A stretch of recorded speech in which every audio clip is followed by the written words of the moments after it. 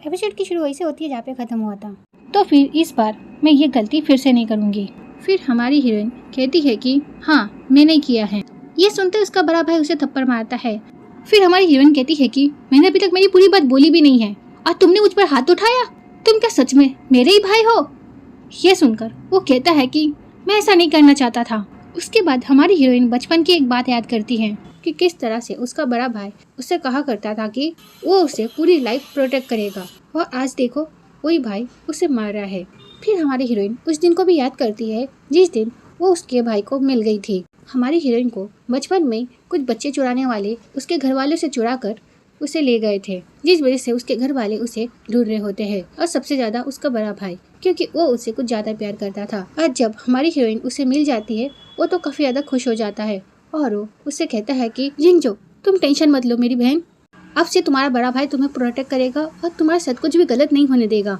इन बातों को याद कर हमारी हीरोइन अपने भाई को देखे जा रही होती है। इसी बीच उसका भाई कहता है कि मैं ऐसा नहीं करना चाहता था, प्लीज मेरी बात को समझो। वो सारी बातें कह ही रहा था। इसी बीच वहाँ पर उसकी सिस्टर आ जाती है और वो कहती है कि ब्रदर क्या ये आपकी बोली लगाने वाली बुक है? दरअसल ये मुझे सिस्टर के रूम से मिली। उसकी सिस्टर की बातें सुनकर घर वाले सब लोग हमारी हीरोइन को बुरी बुरी बातें सुना रहे होते हैं। इसी बीच उसका बड़ा भाई कहता है कि मैंने कभी सोचा नहीं था कि तुम ऐसा करोगी, मैं सच में तुमसे काफी ज्यादा डिसअपॉइंट हुआ हूँ। फिर वो बुक लेता है और कहता है कि मुझे काम पर जाना है। यह कहकर वो ऐसे चला जाता है। उसके जाते उसके घर वाले उस पर टूट पड़ते हैं और उसे काफी ज्यादा सुना रहे होते हैं। इसी बीच उसकी सिस्टर नाटक करते हुए कहती है कि ब्रदर मुझे ऐसा लगता है कि सिस्टर हमारे साथ मजाक कर रही थी, और ऐसे भी अब जब हमें बुक मिली गई है तो फिर हम सिस्टर को ब्लेम ना ही करें तो ज्यादा अच्छा होगा। उसकी सिस्टर आग लगाकर छोड़ देती है। उसके बाद उसके घर वाले हमारी हीरोइन को काफी ज्यादा चिल्लाने लग जाते हैं और उसे मारने की भी कोशिश करते हैं, पर हमारी हीरोइन इस बार डरती नहीं है, वो खड़ी रहती है। फिर उसके पापा उससे कहते हैं कि अगर तुम मेरा खून नहीं होती तो मैं तुम्हें नहीं छोड़ता। इनकी ऐसी बातें सुनकर हमारी हीरोइन स्माइल करने लग जाती है और अपने मन में सोचती है सच में मैं काफी ज्यादा बेवकूफ थी जो तुम लोगों का प्यार पाने के लिए इतना कर रही थी, बट अब मैं वो गलती फिर से नहीं करूंगी। फिर हमारी हीरोइन उन सबसे कहती है कि मैं तुम लोगों से सारे रिश्ते आज तोड़ रही हूँ। ये सुनकर उसका भाई कहता है कि तुम क्या बकवास कर रही हो? हाँ, तुम क्या हमें डराने की कोशिश कर रही हो? अगर तुम्हारा ये प्लान है तो मैं तुम्हें बता दूं, इस घर में कोई भी तुम्हें नहीं चाहता। अगर तुम जाना चाहती हो तो तुम जा सकती हो। फिर उसका दूसरा भाई भी कहता है कि पहले तो तुमने ऐसी ऐसी हरकत देखी हमारे घर पर, उसके बाद तुम हमें धमका रही हो कि तुम हमसे सारा रिश्ता तोड़कर इस घर से चली जाओगी। अगर तुम सच में ऐसा करना चाहती हो तो तुम जा सकती हो, कोई तुम्हें रोकेगा नहीं।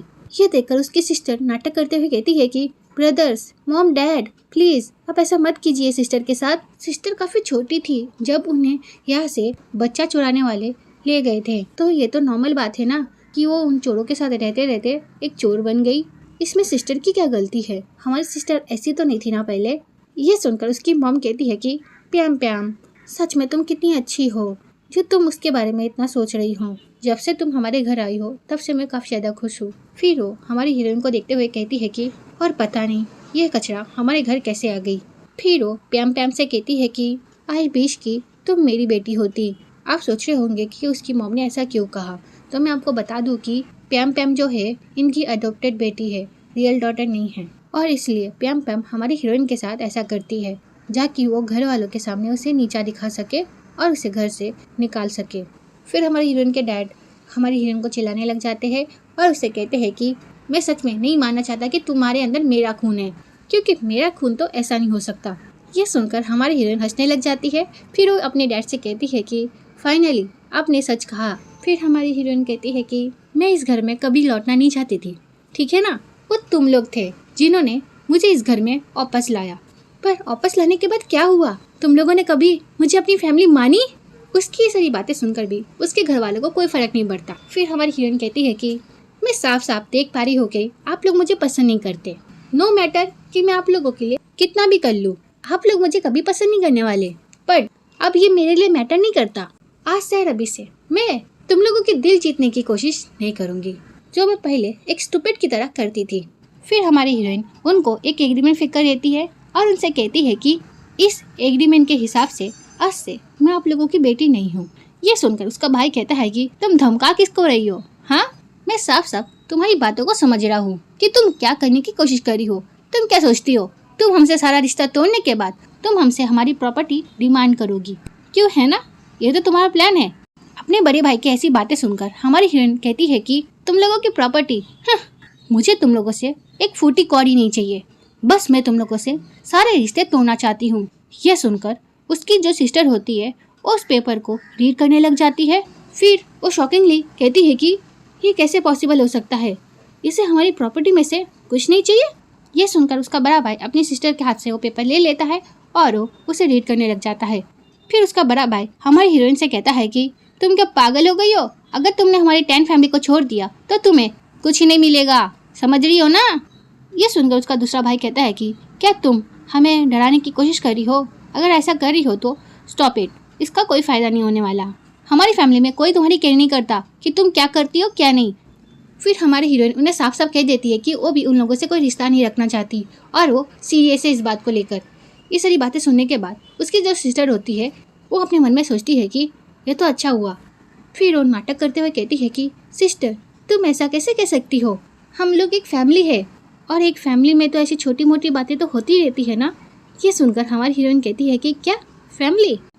ये सुनने के बाद वो एक फ़ोटो के सामने जाकर खड़ी हो जाती है। फिर उसके बाद वो उस फोटो को लेकर उसकी सिस्टर के पास जाती है और उस फोटो से उसे मारती है और ऐसा करने की वजह से उसके फेस में एक स्कार आ जाता है, जिस वजह से वो कहती है कि मॉम अब मैं क्या करूँगी, अब मैं गुयांगो से शादी कैसे करूँगी। ये सुनकर उसकी मॉम हमारी हीरोइन को देखती है। फिर वो उसके पास जाकर उसे एक थप्पड़ मारती है। फिर वो उसे थप्पड़ मारते हुए उसे बातें सुनाने लग जाती है और उससे कहती है कि तुम्हारा दिल है क्या पत्थर, हाँ तुम उसके साथ ऐसा कैसे कर सकती हो। फिर उसके जो डैड होते हैं वो कहते हैं कि हम लोग पहले पीएम को हॉस्पिटल ले चलते हैं। ये सुनने के बाद उसकी जो मॉम होती है वो पीएम को संभालते हुए उसे हॉस्पिटल ले जाती है और उसके डैड भी उनके साथ चले जाते हैं। और उनके जाने के बाद उसका जो ब्रदर रहता है वो उससे कहता है कि अगर पीएम को कुछ हुआ तो मैं तुम्हें नहीं छोड़ूंगा, समझी तुम। फिर हमारी हीरोइन भी उस फोटो को फेंकते हुए कहती है कि अब से हमारा सारा रिश्ता खत्म है। ये कहकर वो वहाँ से जा ही रही होती है, इसी बीच उसका भाई उसका हाथ पकड़ लेता है। फिर उसका भाई उससे कहता है कि कहाँ जा रही हो तुम, हाँ तुमने पीएम का फेस खराब किया है आज, तो फिर मैं आज तुम्हारा फेस खराब करूंगा। वो ये सारी बातें कह ही रहा होता है, इसी बीच हमारी हीरोइन कहती है कि छोड़ो मुझे। ये सुनकर उसका भाई उससे नीचे गिरा देता है। गिरने के बाद हमारी हीरोइन अपनी घड़ी को देखती है और वो शॉक हो जाती है क्योंकि टाइम निकला जा रहा होता है। ये देखकर वो अपने मन में सोचती है कि अरे टाइम तो निकला जा रहा है, आज मुझे यान शान के साथ मिलना है क्योंकि लास्ट टाइम मैं उससे नहीं मिल पाई थी। मुझे इन लोगों ने स्टोर रूम में बंद करके रखा था, जिस वजह से मैं उससे नहीं मिल पाई और वो मुझे शादी के लिए प्रपोज भी नहीं कर पाया। मैंने उस लाइफ में ये चीज़ मिस कर दी थी, बट इस लाइफ में मैं ये चीज़ मिस नहीं करूँगी। फिर हमारी हीरोइन एक कांच का टुकड़ा उठाती है और अपने भाइयों से कहती है कि अगर तुम लोगों ने मुझे फोर्स किया तो मैं खुद को बचाने के लिए कुछ भी करूँगी। ये सुनकर तो उसके भाई डर जाते हैं। फिर ये सीन यहीं पे कट होता है। फिर नेक्स्ट सीन में हम हमारी हीरोइन को देखते हैं जो भागते हुए हमारे हीरो के पास जा रही होती है। फिर हमारी हीरोइन भागते हुए अपने मन में सोच रही होती है कि मिंग मैंग सिंह प्लीज़ थोड़ा और वेट कर लो। ये सोचते हुए वो भाग रही होती है। फिर हम हमारे हीरो को देखते हैं जो हमारी हीरोइन को फ़ोन लगा रहा होता है, पर उसका फ़ोन तो लग ही नहीं रहा होता है। इसे देखकर उसे काफ़ी ज़्यादा बुरा लग रहा होता है। फिर उसके साथ जो आदमी होता है वो कहता है कि मास्टर हम काफ़ी समय से यहाँ पर खड़े हैं, पर मिस तांग तुम जो का तो कोई अता पता ही नहीं है, तो क्या हम यहाँ से चले। फिर हमारा हीरो कहता है कि तांग क्यों जो तुम मेरा फ़ोन क्यों नहीं उठा रही हो। ये कहते ही हमारा हीरो बचपन की कुछ बातें सोचने लग जाता है, जहाँ पर उसने हमारी हीरोइन को कहा था कि जब हम बड़े हो जाएंगे तब क्या तुम मुझसे शादी करोगी। तो हमारी हीरोइन ने उससे कहा था कि हाँ ज़रूर। उसके बाद कुछ साल बीत जाते हैं और वो दोनों बड़े हो जाते हैं। उसके बाद हमारा हीरो हमारी हीरोइन से कहता है कि मैं यहाँ से जा रहा हूँ अपने घर, तो तुम क्या मेरा वेट कर सकती हो। मैं प्रॉमिस करता हूँ तुमसे कि मैं वापस तुम्हारे लिए ज़रूर आऊँगा।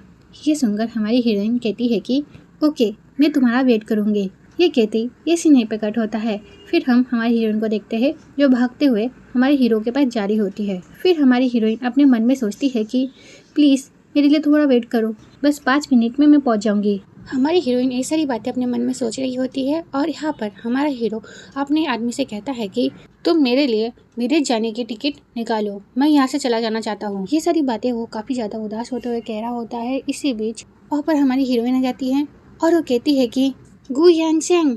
फिर हमारा हीरो मुड़कर देखता है हमारी हीरोइन को, उसके बाद वो दोनों एक दूसरे को जाकर गले लगा लेते हैं। फिर हमारी हीरोइन माफी मांग रही होती है हमारे हीरो से, क्योंकि वो लेट आई होती है। ये सुनकर हमारा हीरो कहता है कि कोई बात नहीं, बट मुझे तुमसे कुछ इंपॉर्टेंट बात करनी है। ये सुनकर हमारी हीरोइन कहती है कि मुझे पता है तुम मुझे क्या कहना चाहते हो। तो ये वीडियो यहीं पे खत्म होती है। नेक्स्ट पार्ट के लिए कमेंट करना। Okay, bye bye.